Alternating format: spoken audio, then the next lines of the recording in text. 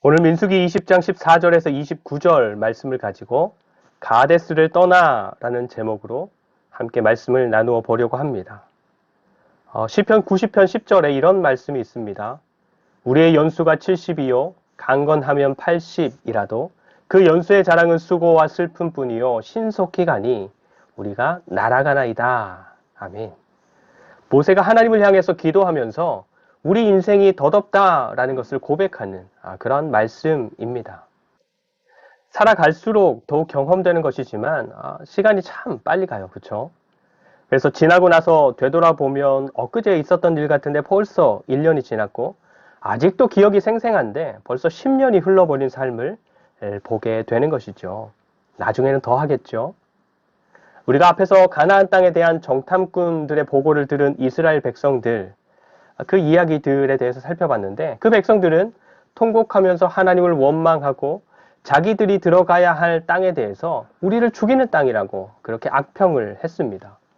그리고 이 모든 상황, 대표들이 정탐하는 것이나 사람들 앞에서 보고하는 것이나 그 보고를 듣고 백성들이 보인 반응들, 이런 상황들을 모두 지켜보신 하나님께서는 그 백성들이 하나님을 믿지 않는 백성들이고 하나님을 멸시하는 백성들이라고 결론을 내리십니다. 그래서 하나님은 이 백성들을 하나님께서 주겠다고 약속하신 땅이지만 자기들을 죽이는 땅이라고 악평하면서 들어가기 싫어했던 그 백성들을 그 가나안 땅으로가 아니라 광야로 인도해 가기로 결정하셨습니다. 그래서 이렇게 가나안 땅으로가 아니라 광야로 들어선 삶을 살게 된 이 백성들을 광야 1세대 백성들이라고 하는데 정탐 사건 이후로 그 백성들이 보여주는 삶의 모습이 정말로 하나님께서 결론 내리신 것처럼 여전한 삶의 모습을 보여줍니다. 일부 유명한 사람들과 리더들이 당을 만들어서 모세와 아론을 향해서 반역하는 일을 일으키고 하나님은 그렇게 반역한 사람들과 그에 속한 모든 것들을 땅으로 삼키게 하셔서 심판하는 것으로 일을 마무리하십니다. 그런데 백성들 편에서는 그 일이 마무리되지 않았던 모양이에요. 그래서 이번에는 백성들이 모세를 또 아론을 향해서 원망하고 때리며 그러다가 하나님의 진노와 함께 찾아온 연병으로 수많은 사람들이 죽는 일도 일어나게 되는 것입니다. 그래서 하나님께서는 아론의 지팡이에만 꽃이 피고 열매가 맺히게 하셔서 하나님께서 세우신 사람이 모세와 아론이다라는 것에 더 이상의 이의를 제기하지 못하도록 증명해서 마침표를 찍어 주셨던 것입니다. 그리고 특별한 사건 없이 오늘 20장입니다. 그런데 여러분, 이 민수기 20장은 아까 말씀드렸던 광야 1세대 백성들, 가나안 땅을 정탐하고 그 정탐한 보고를 듣고 가나안 땅을 악평하면서 거기에 들어가기 싫어했던 그 백성들의 이야기가 이제 마무리되고 새로운 세대의 백성들, 가나안 정탐 때 20세 이하였던 아이들, 그리고 광야에서 새롭게 태어난 아이들의 이야기가 시작되는 지점입니다. 그래서 20장에서는 광야 1세대 백성이면서 모세의 가족들이죠. 미리암이 죽고 아론이 죽고 모세는 가나안 땅에 못 들어가게 되고 그래서 광야 1세대 백성들에게 지워졌던 광야 40년의 생활이 마무리되었다라는 것을 그들의 죽음과 모세에 대한 하나님의 결정으로 상징적으로 보여주는 것입니다. 그래서 20장 1절 첫째 달에 이렇게 말씀하죠. 첫째 달에 이게 광야 생활 40년 첫째 달 이런 의미인 것입니다. 40년의 광야 생활이 그렇게 훌쩍 흐르고 오늘 말씀인 거예요. 그런데 공교롭게도 광야 생활을 마무리하게 되는 장소가 어디입니까? 가데스입니다. 가데스. 40년 전에 이스라엘을 대표하는 사람들이 정탐을 다녀왔던 장소. 그리고 그 백성들이 하나님께서 약속하신 땅에 대해서 악평하면서 들어가기 싫어했던 그곳. 그래서 40년 광야 생활이 확정되었던 그곳. 거기에서 광야 1세대 백성들의 삶과 역사를 마무리하시고 광야 2세대 백성이면서 하나님께서 약속하신 땅을 정복하기 위해서 나아가는 백성들의 삶의 여정, 그것을 다시 시작하게 하시는 것입니다. 그래서 오늘 말씀 14절입니다. 14절. 모세가 가데스에서 에돔 왕에게 사신을 보내며 이르되, 그리고 이제 17절까지 쭉 나와요. 요지는 우리가 에돔 당신들의 땅을 통과하게 허락해달라 하는 것입니다. 그렇죠? 이스라엘의 새로운 백성들은 지금 가데스에서 가나안 땅을 향해서 출발합니다. 가데스는 이제 가나안 땅 남쪽 아래에 있는 지역인데 이 가데스에서 가나안 땅으로 곧바로 들어가기 위해서 이용할 수 있는 길이 3개가 있습니다. 이 바닷가 지중해 가까이에 있는 해변길이 있고 그리고 족장들이 이용했던 이 가운데로 있는 족장길이 있습니다. 그리고 요단강과 사회 옆에 이제 왼쪽 옆으로 나 있는 계곡길 이렇게 3도로가 있는데 이게 전부가 가나안 남쪽에서 북쪽으로 나 있는 길입니다. 근데 하나님께서는 이스라엘 백성들을 인도하시는데 이 3길을 인도하시는 게 아니라 가나안 땅 밖으로 요단강 오른편에 있는 길, 왕의 대로라는 길을 이용하라고 하시는데 맨 아래에는 에돔, 그 위에는 모압, 그 위에는 암몬, 이 나라들, 이 족속들을 지나는 길입니다. 그래서 모세가 에돔 왕에게 사람을 보내서 우리가 좀 지나가게 해 주십시오 라고 부탁을 하는 것입니다. 근데 사실 100명도 아니고 또 1000명도 아니고 200만 명이나 되는 사람들이 그 길을 지나가는 것이기 때문에 부탁하는 쪽에서도 또 그것을 허락해 줄 수 있는 사람 쪽에서도 모두 쉽지 않은 일이기는 합니다.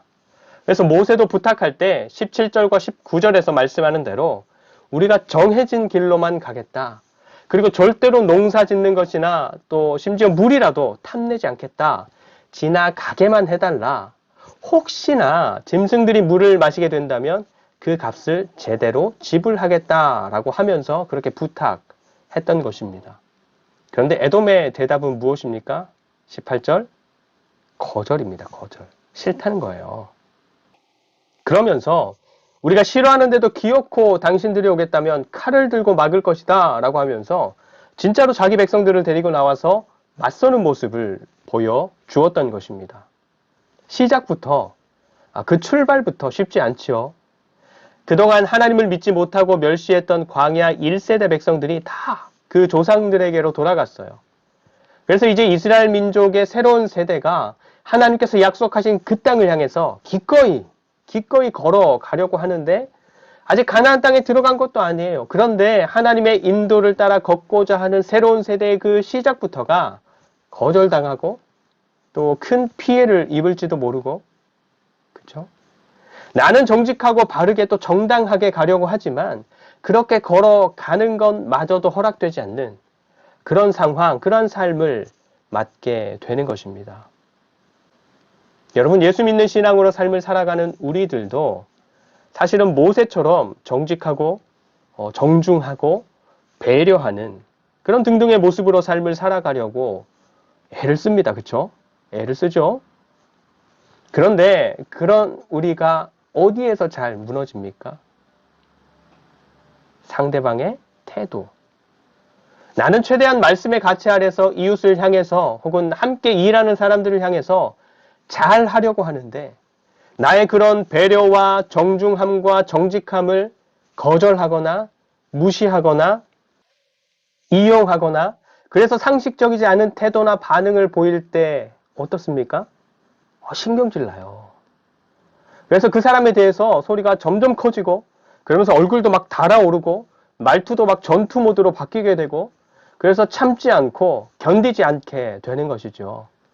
그리고 혹이나 그 사람을 다른 상황에서 만나게 되거나 대하게 될 때는 성경에 갇히고 뭐고 없어요. 그냥 나도 똑같이 공격적이고 이기적이고 그래서 지지 않으려는 말투 또 손해보지 않으려는 태도로 그 사람을 대하는 모습들 그런 모습들이 예수 믿는 우리에게도 있다라는 것입니다.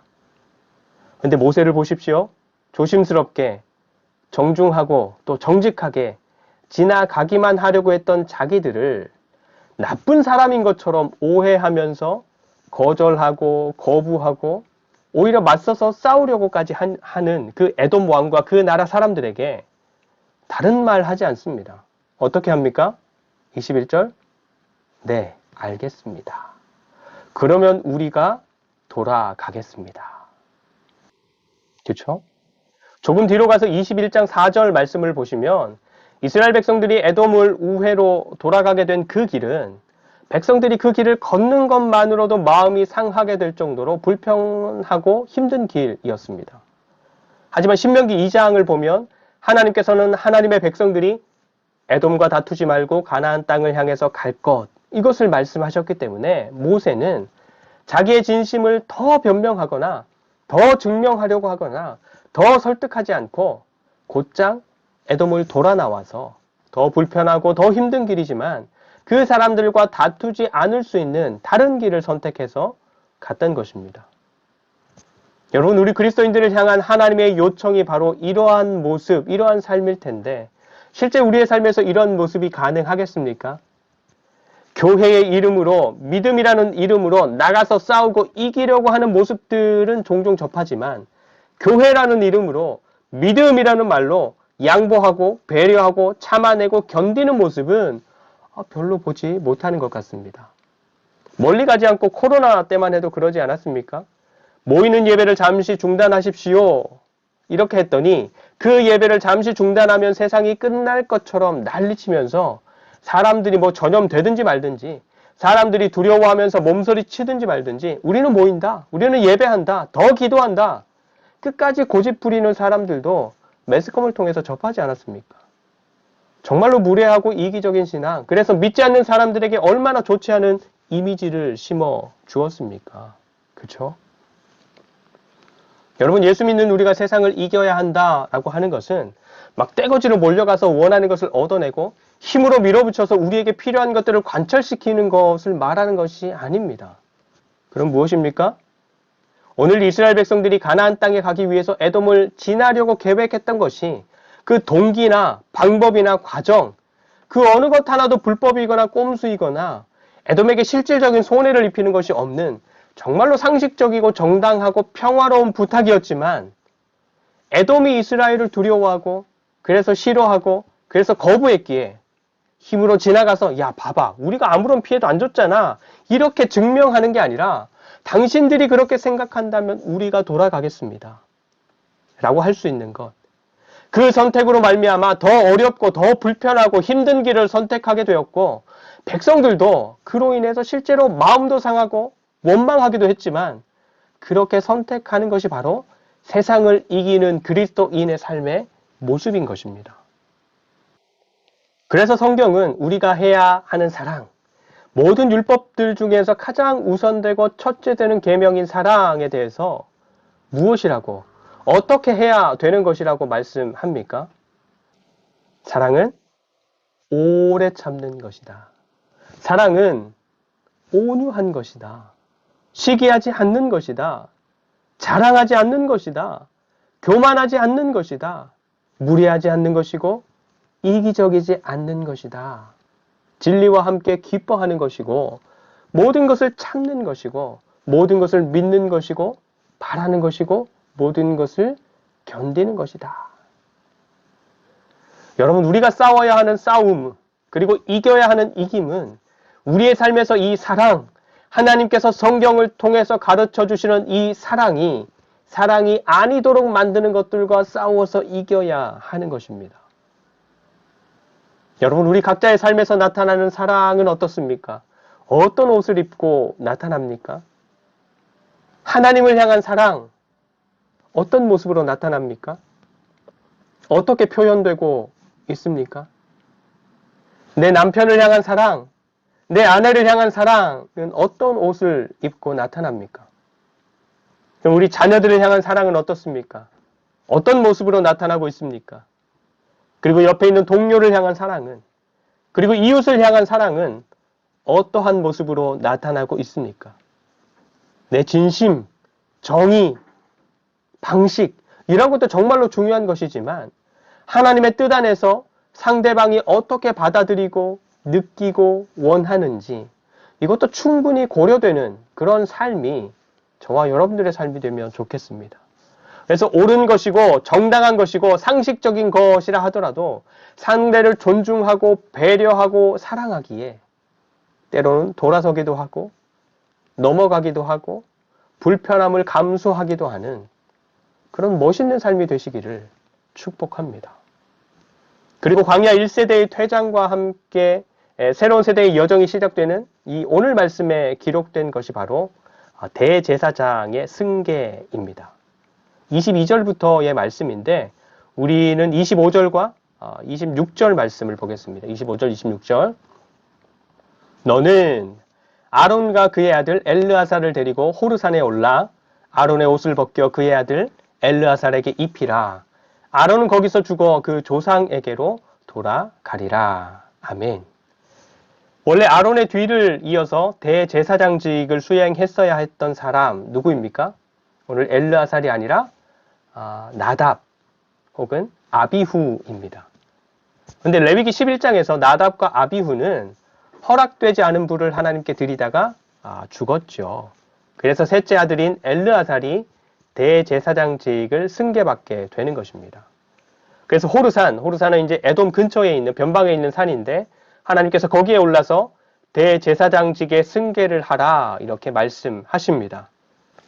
사실 미리암이 죽었을 때는 미리암이 백성들 앞에서 무슨 일을 얼마만큼이나 했는지 잘 모르지만 그 존재감이 별로 없었습니다. 그래서 그런지 성경에서도 가데스에서 미리암이 죽었다, 거기에 장사되었다 이 정도만 기록하지 않습니까?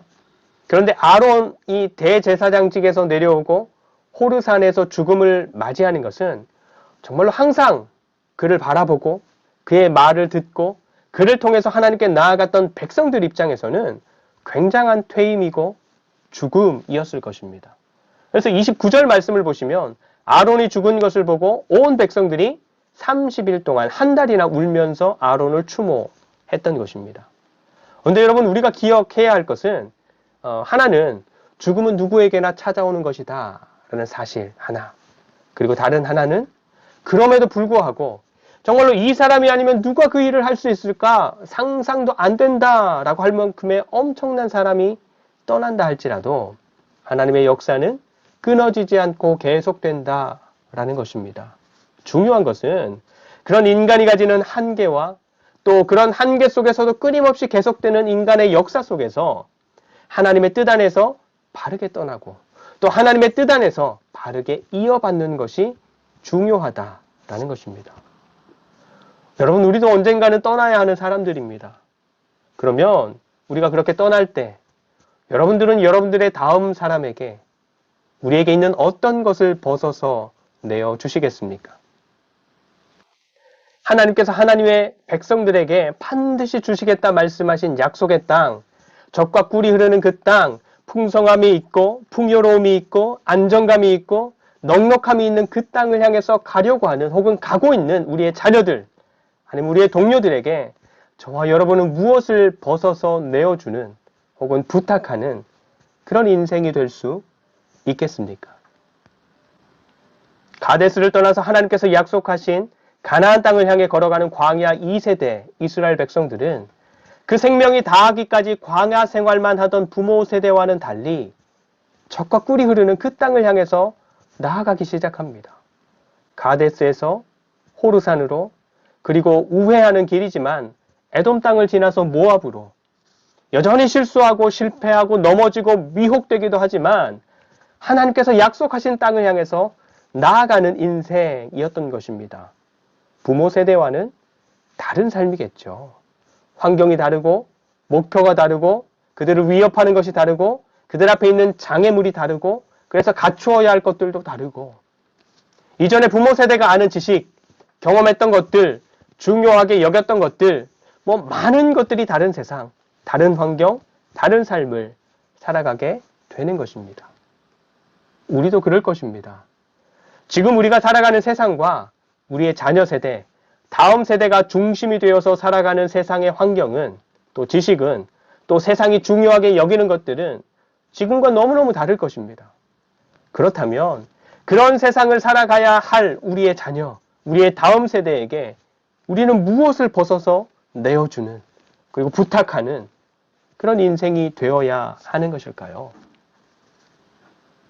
그럼 우리 하나님은 우리가 우리의 자녀 세대에게, 다음 세대에게 무엇을 벗어서 내어주기를 원하실까요? 아론은 엘르아살에게 대제사장의 옷을 벗어서 입혀 주었습니다. 이스라엘 백성들을 위한 대제사장의 사명을 그 아들에게 엘르아살에게 부탁한 것입니다. 우리 그리스도인들에게도 계속해서 승계되어야 할 것이 있습니다. 그게 무엇인가 하면 바로 환경에 따라 달라지지 않는 그리스도인의 삶. 언제나 하나님을 믿고 신뢰하며 어디에서나 하나님을 사랑하고 이웃을 사랑하며 또 어떤 상황에서도 하나님을 그리고 하나님 나라를 소망하는 삶. 이것이 우리 그리스도인들 각자를 통해서 이루어져야 하고 또 흘러가야 하는 삶. 우리가 살아내야 하고 벗어서 물려주어야 할 우리 그리스도인들 모두의 옷인 것입니다. 우리 한 사람에게 주어진 인생은 짧지만 100년, 1000년, 2000년 그러면서 반복되기도 하고 변화되기도 하고 없어지기도 하고 뭐 또 새롭게 생겨나기도 하는 여전히 흘러가고 계속되는 그 역사 속에서도 변하지 않고 늘 여전하신 하나님, 그분을 향한 믿음과 사랑과 소망이 우리의 삶에서 풍성하게 이루어지고 더불어 우리의 삶을 통해서 끊임없이 흘러가야 할 것입니다. 그런 참된 그리스도인의 삶이 저와 여러분들의 삶, 우리 하늘중직 교회의 삶이 되기를 간절히 축원드립니다. 기도하겠습니다. 하나님, 인생의 어려움과 문제, 부딪힘과 세상의 거절 속에서도 하나님께서 가르쳐 주신 사랑의 방법과 지혜를 잊지 않게 하셔서 세상의 소금과 빛이 되는 그리스도인의 삶을 살아가게 하시고 더불어 우리가 크고 위대하신 하나님을 향해서 가진 믿음과 사랑과 소망이 우리가 살아내는 삶을 통해서 흘러가게 하셔서 계속되는 세상의 역사 속에서도 하나님의 나라의 역사가 계속해서 이루어지게 하여 주시옵소서. 늘 우리의 삶을 돌아보며 지금을 살아가게 하시고 지금의 삶을 살아가면서도 마지막 그날을 향한 소망으로 이기고 견디고 참아내는 것을 넘어서 기뻐하고 즐거워하는 삶을 살아가게 하여 주시옵소서.